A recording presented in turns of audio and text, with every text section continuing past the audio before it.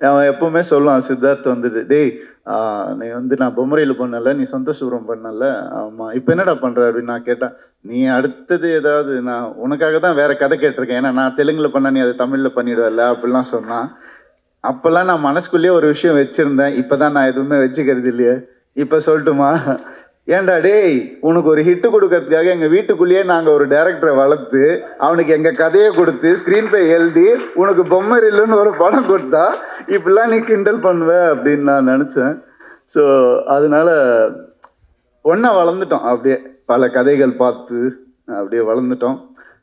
இன்றைக்கும் அவரை பார்க்கும்போது எனக்கு அதே சந்தோஷம், என்றைக்குமே அது இருக்கணும்னு ஆசைப்படுறேன். அவருடைய திறமை வந்து நம்ம எல்லாருக்குமே தெரியும்.